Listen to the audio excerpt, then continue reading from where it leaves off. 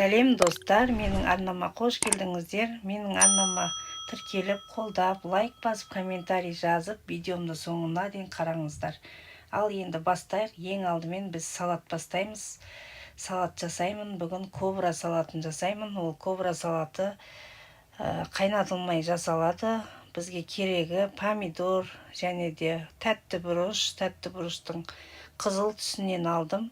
Және де 2 қызыл ащы бұрыш.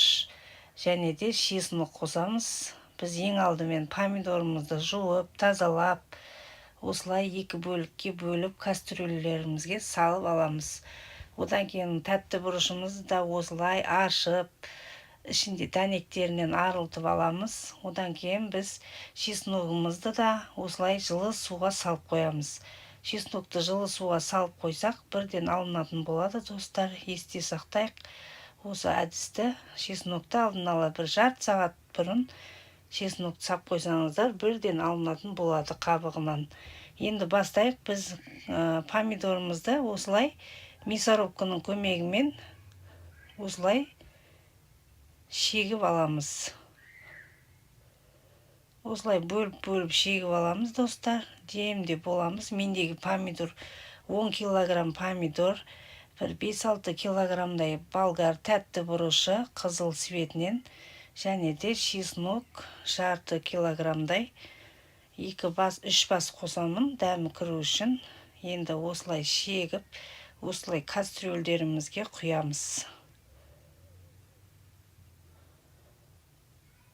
Осылай шегіп аламыз. Одан кейін болгар тәтті бұрышымызды да осылай мясорубкамыздың көмегімен өткізіп аламыз.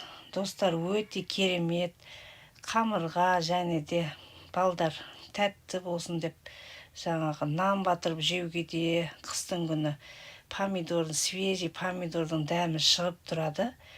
Жақсы жеуге сіздер де жасап жесеңіздер болады. Қыста өте керемет салат болып шығады. Енді чесногымызды да осылай мясорубканың көмегімен өткізіп аламыз. Осылай өткізіп аламыз чеснокты да. Және де мен 2 ащы бұрыш қостым. Және қамыр салып жесеңіздер, қамырдың дәмі кіріп өте әдемі ащы іздемейсіздер. Осы салатты қосып жесеңіздер, дәмі өте керемет болып шығады. Сіздер де жасап көріңіздер. Енді біз чесногымызды осылай шегіп алдық, дайындап. Енді барлығын шегіп алдық. Менде бір 12 литрдай шықты. Кастрюль 10 литр толар толмас. Енді мына жақта керсенде де шамалы бір 2 литрдай бар. Сонымен 2 қасық тұз саламыз. Одан кейін керсендегі бір 2 литрға 1 қасық салсаңыздар болады тұзды. Және де 10 литрға бір 7-8 аспирин таблетканы езіп салып жіберіңіздер. Сосын 2 литрға бір 2 аспирин салсаңыздар болады. Сосын осылай араластырып бір жарты күнге қойып қойсаңыздар болады. Бетін жауып, салатымыз көтеріліп, әдемі болып тұрады. Одан кейін біз баклажкаға құйып, осылай дайындап, сосын мұздатқышта холодильникте сақтаймыз. Холодильникте сақтау керек. Ал болмаса, холодильник болмаса, подвалға тастасаңыздар болады. Қыста рахатын көріп, рахатына жейміз. Осымен біздің кобра огонек салатымыз дайын. Сіздер де жасап көріңіздер.